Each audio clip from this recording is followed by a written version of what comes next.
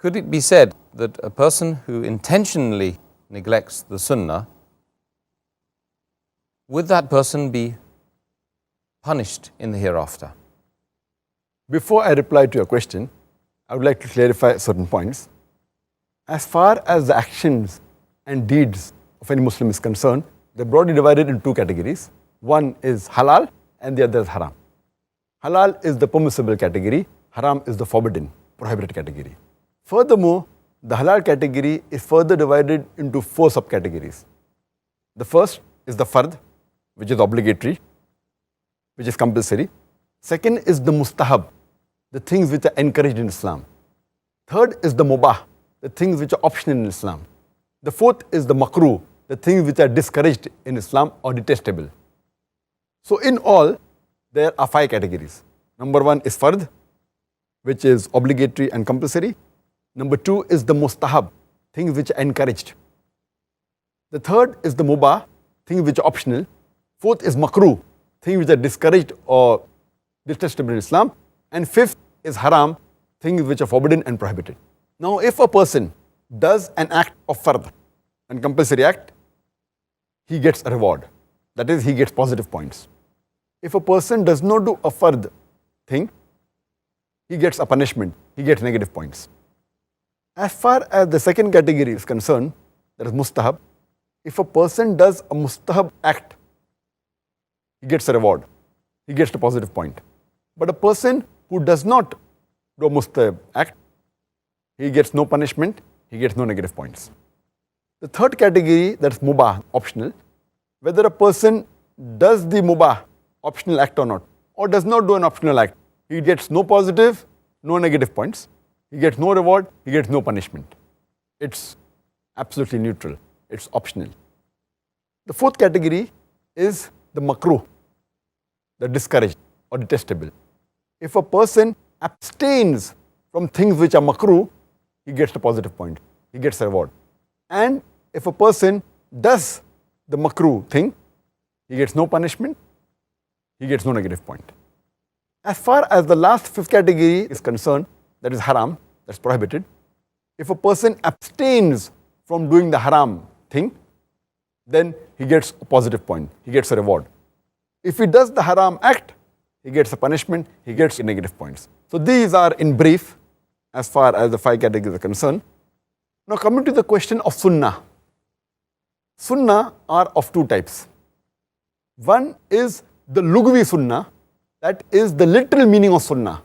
That is the sayings, the actions and the approval of the Prophet. So as far as the lugwi, that is the literal meaning of sunnah is concerned, it can fall in the first four categories. It can either be a sunnah which is fard, a sunnah which is mustab, a sunnah which can be mubah, or a sunnah which is makruh. So the lugwi sunnah, the literal sunnah, can fall under any four categories. For example, sunnah falling in the first category is Muhammad Sallallahu Alaihi Wasallam prayed the Fajr Salah, he prayed the Zuhr Salah, he prayed all the five prescribed Salah. That way, the actions of the Prophet and also saying of the Prophet, but it falls in the first category. The example of the mustahab sunnah is the Prophet, he prayed the 2 rakat sunnah before the Fajr Salah. It's not a first to pray 2 rakat sunnah before Fajr, but it is mustahab. It is encouraged. This is the second category. The third category of mubah will be Muhammad Sallallahu Alaihi Wasallam had long hair. It was optional. So anyone who has long hair, it's optional. It is permissible. The example of the fourth category, makruh. People think that can the Prophet do something which is makruh? And they will be shocked. What is Zakir speaking? Prophet?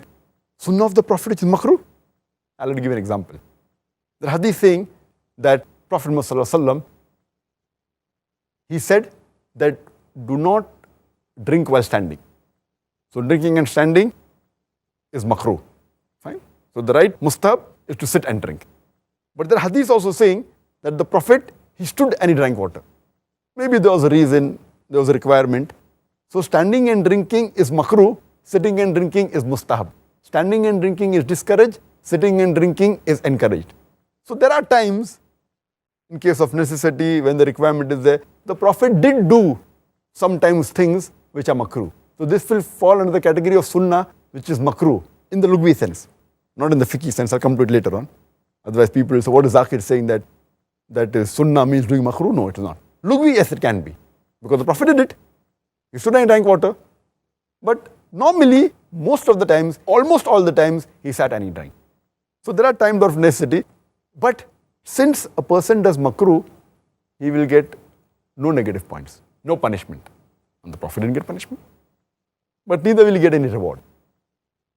So this was, in brief, talking about the lugwi sunnah. That is the literal definition of sunnah. It can fall under any four categories: fard, mustahab, mubah or makruh. Now coming to the second category of sunnah, that is the fiqhi sunnah, which we normally, when we talk about sunnah, it's taken for granted it is the fiqhi sunnah. That is sunnah in fiqh and usul, when we talk about sunnah. So this basically is the second category of mustahab. When we say that you pray the 2 rakat sunnah before fajr, it is sunnah of the Prophet. It is sunnah of the Prophet to sit and drink water. When they say this sunnah, it is talking about the sunnah of fiqh. It indicates the word mustahab. So normally in day-to-day life, when we Muslims say it is sunnah to do this and sunnah to do that, most of the times, almost all, when they use the word, it is sunnah of the Prophet to sit and drink, it is sunnah of the Prophet to pray 2 rakat sunnah before the fajr salah, it is sunnah of the Prophet to read 2 rakat tahiyatul masjid when we enter the mosque. All these mainly come into the category of mustahab. So the fiqhi sunnah is mustahab, things which are encouraged. And in all these 5 categories of fard, mustahab, mubah, makruh, and in haram, there are subcategories. Like as we discussed last time, sins, major sins, minor sins. So in haram, things, there are haram which are major, haram which are minor. Same thing, makruh, which are less makruh, some are more makruh. Mubah, fine. The Prophet kept long hair, it's mubah, optional. But if someone does that optional thing for the love of the Prophet, yet he'll get sawab. Though it's optional, no punishment, no reward. But if you're doing for the love of the Prophet, then for that you'll get.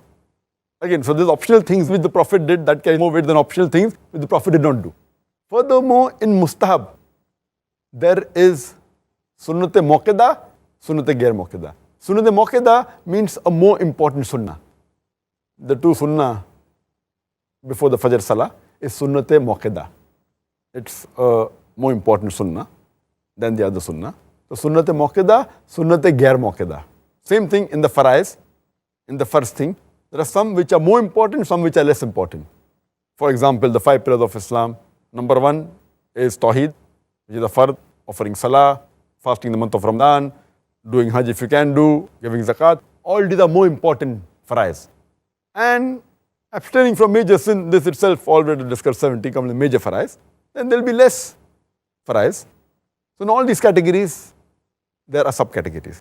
But coming to a basic question, that will we be punished if we intentionally do not do the sunnah of the Prophet? Now this sunnah you're talking about, I assume, it is the fiqhi sunnah. If it's the lugwi sunnah, I've already given the answer, the first 4 categories. Fiqhi sunnah means it falls in the category of mustahab, which I already discussed earlier, that if you do a mustahab act, that is the fiqhi sunnah, you will get reward for it, you will get blessings for it. If it's sunnat-e muakkada, then more blessings. As compared to sunnat-e ghair muakkada, that also will get blessings, but less. But if a person does not do it intentionally or unintentionally, he will not be punished for that. But that does not mean because we will not get punishment for not doing the sunnah, we should abstain from doing it. Because we human beings, we make so many mistakes. We do so many faults. We involved in so many sins. These sunnah, when we do, we get additional points. We get rewards. This will help us in fulfilling the lacuna which is there in other faults. What the other faults we do, it helps in covering up our faults, some of our sins. So therefore, a Muslim should do as much as sunnah as possible. Just because he will not get a punishment, that doesn't mean that he should not do it. In fact, he should try and do as much as sunnah, lugwi sunnah, mustahab acts, so that it will help him to cover up the other faults which human beings do. And it will help him to go to Jannah.